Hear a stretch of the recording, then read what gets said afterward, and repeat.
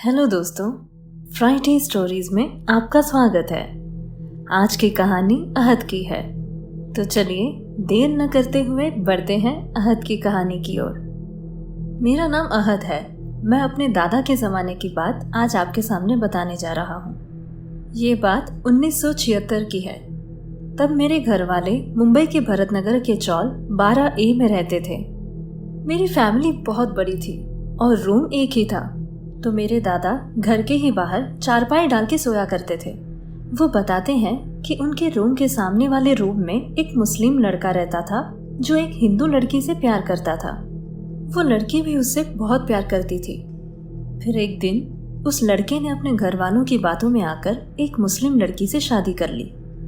ये बात उस लड़के की गर्लफ्रेंड से बर्दाश्त नहीं हो पाया। मेरे दादा बताते हैं कि उस लड़की ने बाहर सबके सामने घासलेट पूरे बॉडी पे डाल के खुद को आग लगा दिया और उस लड़के के रूम में जलती हुई हालत में जाकर मर गई। ये सब देख के मेरे दादा और सब लोगों की आंखें और दिमाग थोड़ी देर के लिए काम करना बंद हो गया था। उस लड़की की बॉडी पे जब तक लोगों ने पानी डाल के आग बुझाने की कोशिश की, तब तक वो मर चुकी थी। उस लड़की के मरने के कुछ दिनों बाद उसकी आत्मा को बहुत लोगों ने देखना शुरू कर दिया।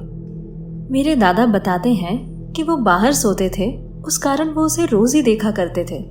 सफ़ेद साड़ी में वो रोज पायल की छन छन आवाज़ करके आती थी और उस रूम के बाहर खड़ी होकर उस रूम को ही देखकर अपने बॉयफ्रेंड को आवाज़ दिया करती थी। मेरे दादा को बिल्कुल भी डर नहीं लगता था।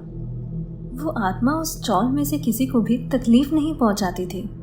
सबने उसे देखा है।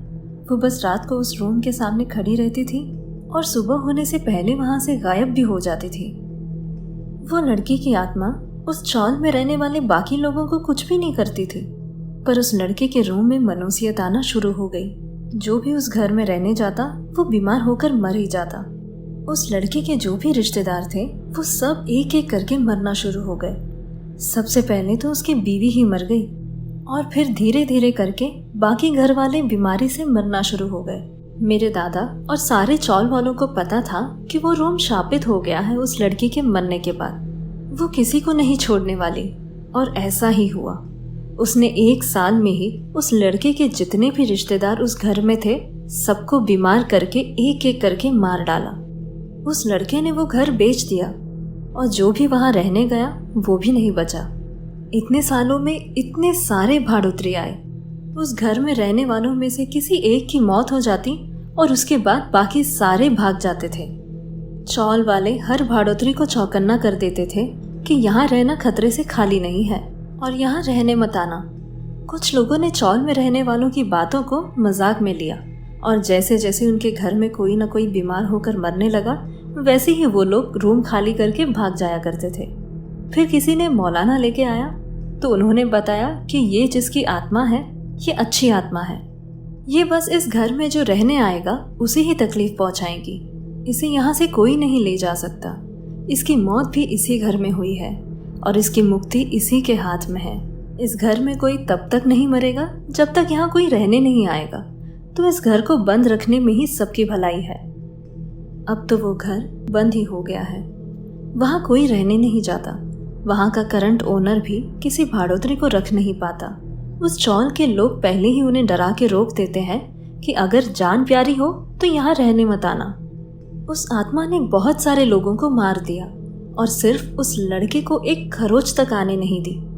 वो कभी भी बीमार तक नहीं हुआ। वो कहीं और रहने चला गया और वो लड़का आज भी जिंदा है। मेरे दादा और बाकी सारे लोग आज भी कहते हैं कि वो लड़की अपने जान से भी ज्यादा उस लड़के से प्यार करती थी और उस लड़के ने बहुत गलत किया। उसकी वजह से एक अच्छे दिल की लड़की ने अपनी जान दे दी।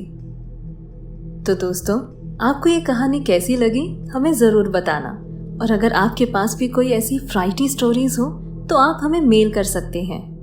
मेल आईडी है fridaysstories1606@gmail.com। लिंक डिस्क्रिप्शन बॉक्स में दी गई है। Thank you.